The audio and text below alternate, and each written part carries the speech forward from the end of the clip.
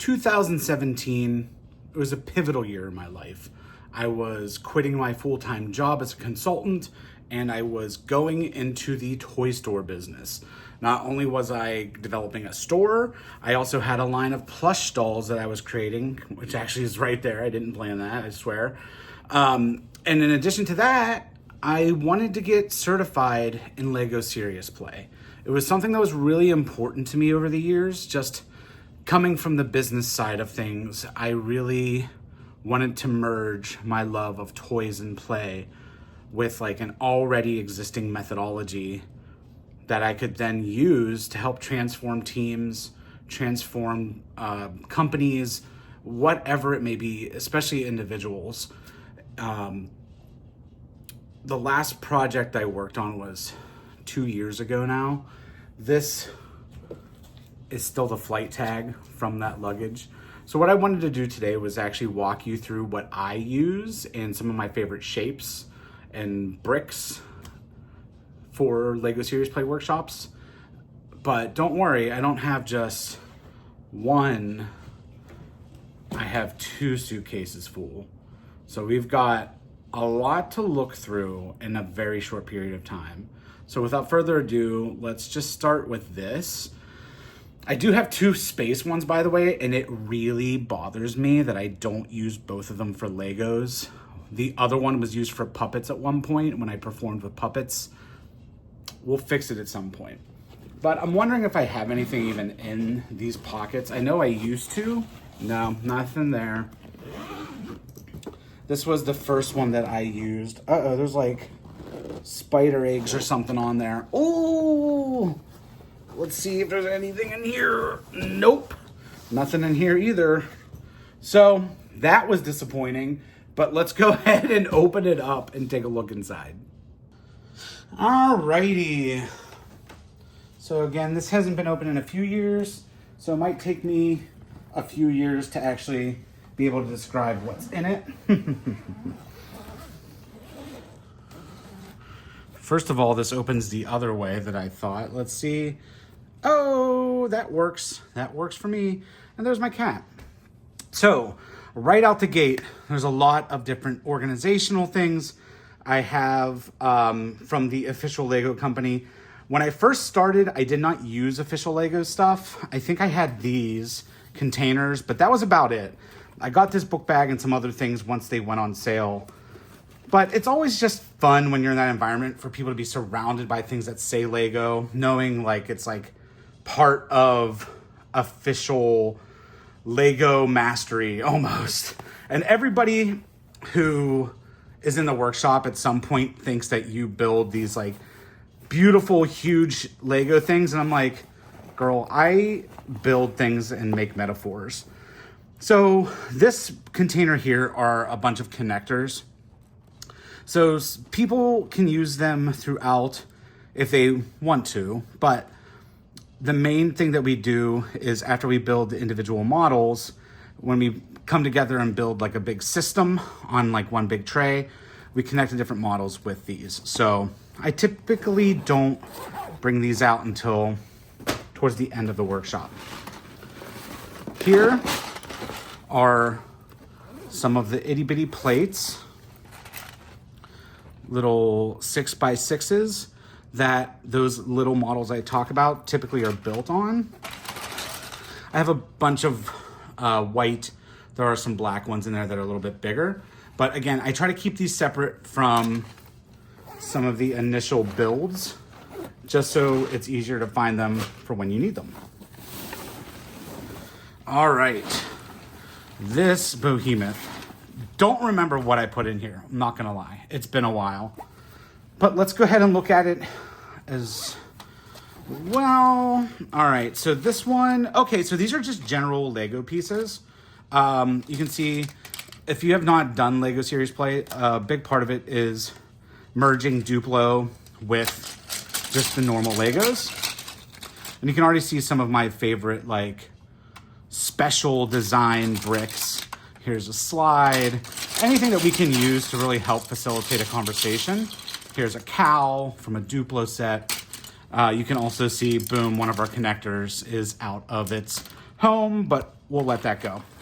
So those stay as is. That's overflow from the main Lego set, which is probably in the other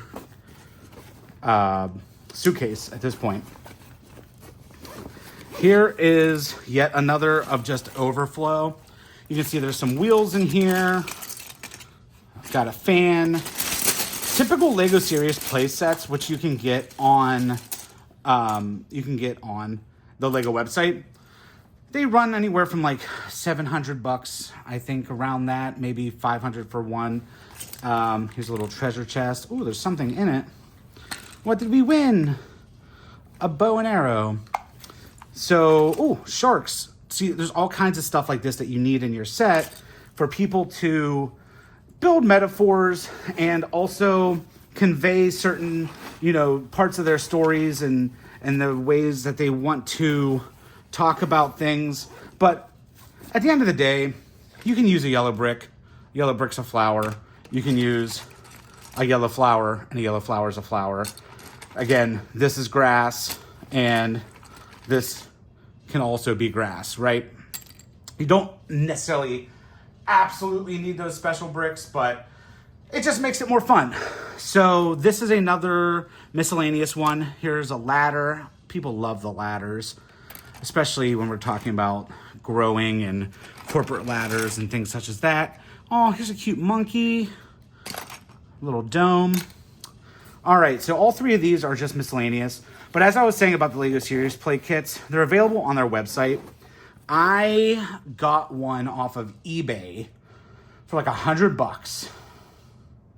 The rest of what I've built here and what you see has been me cherry picking pieces that I knew were in the set and just going on Lego's website and ordering them through like Pick-a-Brick and third-party sites like that.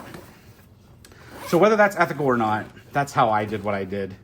This is the one part of my set, though, that I will definitely say is not a Lego product. These are from Amazon.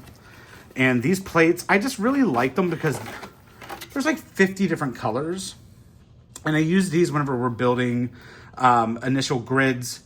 We have like strengths, weaknesses, maybe some aspirations, what's like blocking you from those aspirations or from those goals. When we do things like that and set this up in quadrants, it's really nice to have unique colors that each person sort of stands out like a butterfly. So that's what's in this. That's all that's in here. And we are still going.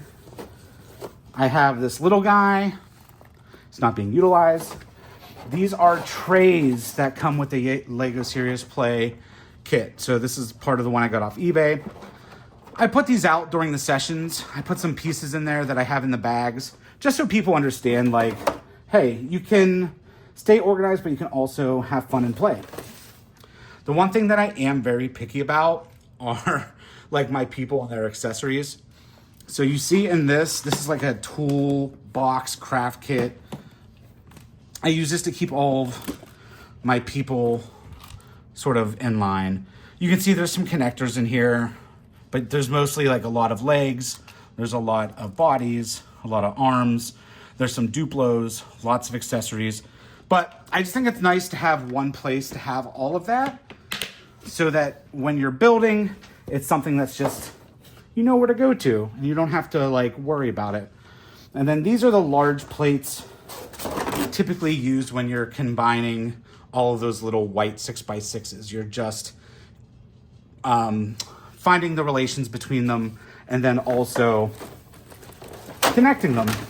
So I have a few different ones. I have gray, blue, and green.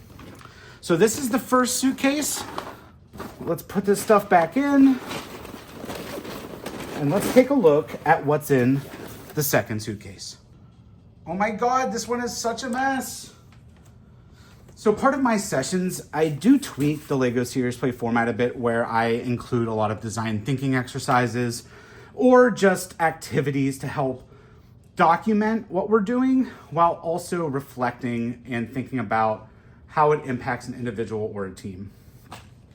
You can see there's a lot of sticky notes, probably not good anymore. Name tags, I love name tags. Keeps everybody honest. I'm horrible with names. Other people are too, let's not fool ourselves. Here's some medium-sized sticky notes. It's always good to have sticky notes of every size. You never know when or what you need. Here are some other ones. I typically do like to get Post-it, by the way, and not this off brands like that, because Post-its stick very well, and some of those other ones are not very good. So I also got these nameplates that are dry erase. Again, just nice to have. I have, here's me. My last workshop was with my current job. I was able to sell it to my client.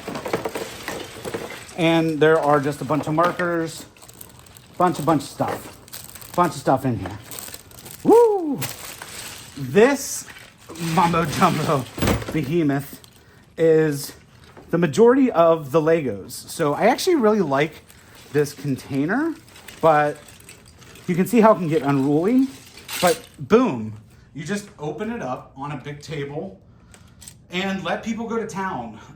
Most of the workshops I do are like for people, let's just say no more than 20. So typically you would break them up into different tables, have them either have their own Legos in the center, or perhaps they come up and do their, find their Legos at the same time. And I go that route of making sure people can look at the Legos at the same time. It's part of the fun.